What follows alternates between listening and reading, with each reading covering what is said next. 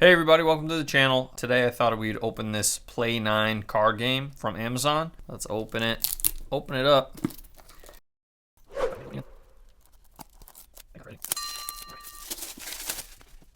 Alright.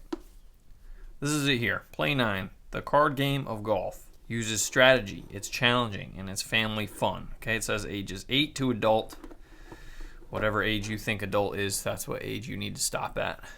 2 to 6 players. Okay, so you take off the box top, and this is what you get inside. Apparently there's an app, which I'll have to check out. I'm curious if this is similar in that sense. To pick who goes first, everybody picks a card, and then the lowest card deals. For ties, reselect until it's broken. Card stroke range values from 0, which is the mulligan, to 12, which is out of bounds, with 8 of each card value. There's 4 hole-in-one cards valued at -5 strokes. Let's continue opening this up just to see what else is in the box first. Play 9, you get all this entire score pad, which is nice. Kind of like the original Yahtzee game, and then here's the cards. Oh, and a little golf pencil included. That's nice. Play 9. And then here's the 2 decks of cards, which we'll open up.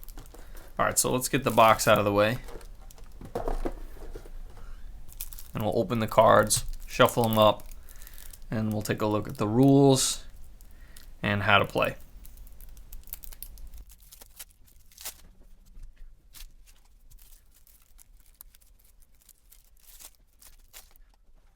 Okay, so you've got your 2 to 6 players, and now it's time to play 9 holes.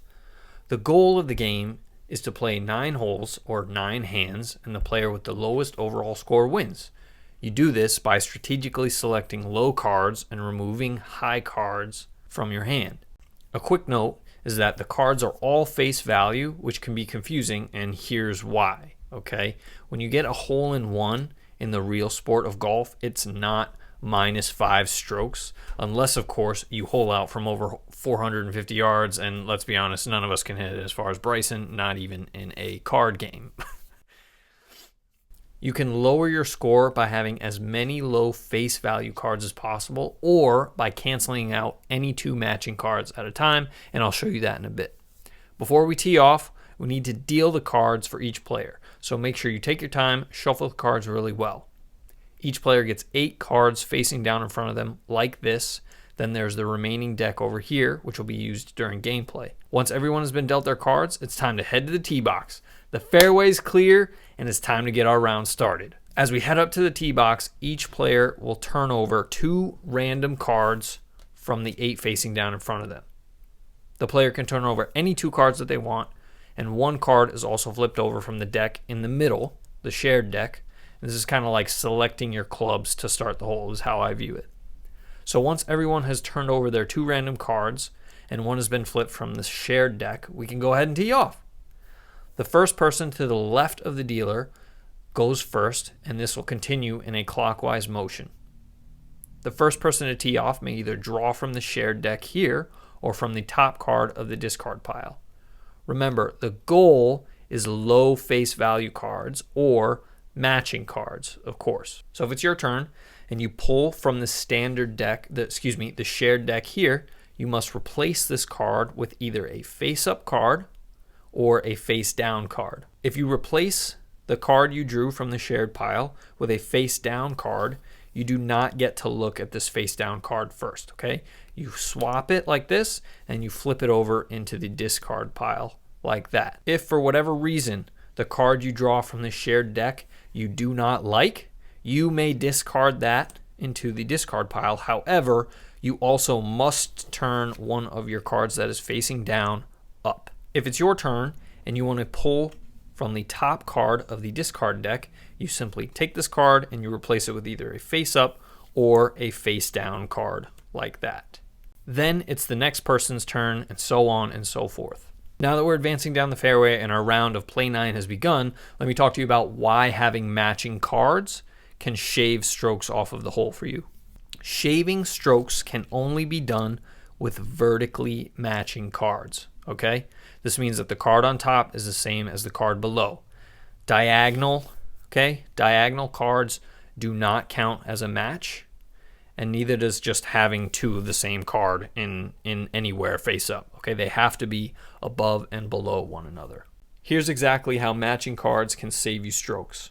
Okay, so if while you're playing in your turn, you get two cards that are vertical to one another like this, instead of having a score of 22, these two 11s or whatever number that are vertical from one another would cancel each other out for a score of 0. Now, if for whatever reason you're able to match two sets of the same cards, which means you have 4 of the same card, 2 sets vertical to one another like this, that cancels all 44 strokes out, plus you get to take an additional minus 10 strokes off of that hand. If you're even luckier than that, and you're able to get 6 cards matching, which means 3 sets vertical to one another, then of course all sets of cards cancel each other out for no strokes added, plus you can shave off an additional minus 15 strokes. And to take it a step further, if you're able to match all 8 cards, which of course are all vertical to one another, then each card cancels each other out for no strokes added, plus you can shave off an additional minus 20 strokes for that hole. If somehow you manage to match 4 hole-in-one cards, 2 sets vertically like this is a total of minus 30 strokes, okay? Minus 10 at face value for each set, plus an additional minus 10 strokes for doing the near impossible. So 2 sets of minus 5 cards equal minus 30 strokes. All right, so hopefully the pace of play has been fine, in which case you're closing in on the green. And if you've made it to the green, that means you have 1 card left facing down. Instead of using whichever card you draw here, you have the option of skipping your turn to try and get the card that you want. So if you draw this card and it's not the one you want, you can skip your turn by simply placing this card you drew from the shared deck into the discard pile. This is, of course, if you don't initially want this top card from the discard pile for your turn. You can skip as many turns as you like as long as you have 1 card left facing down. All right, so let's say it's my turn and I have officially turned over or replaced my last face down card. So I'm the first person to have all 8 of my cards facing up. That means that I've putted out, okay? Everyone after me has 1 shot left or 1 turn left, drawing 1 last card. After each player has taken their last shot or drawn their last card, any cards that were face down left in their piles must be flipped over facing up. Now that we've all put out, it's time to add them up. Add up your individual scores by taking each card at face value, of course, and subtracting any matches you have to get your total score for the first hole. Remember, a hole-in-one card doesn't have to match for it to be a good thing. Now that we've all finished the first hole, it's time to head to the next hole. Once the cards have been gathered up after the previous hole, of course, and that hole is over, they must be shuffled again and dealt back out to the players. At the start of each hand, the dealer changes from one person to the left of whoever previously dealt that hand. The game ends after the 9th hole, or the 9th hand has been completed. Whoever has the lowest overall score from these 9 holes wins. Ties can be decided by those players via a sudden death playoff to determine the winner.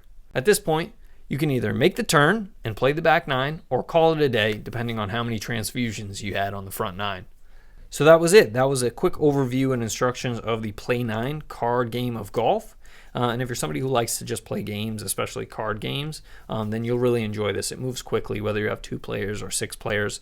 It's a lot of fun, especially if you like playing golf as a sport in general in your free time. So thank you so much for watching. I hope you enjoyed it. If you did, I'd love your support by hitting the like button and subscribe if you don't mind. Otherwise, I appreciate it, and we'll see you in the next one.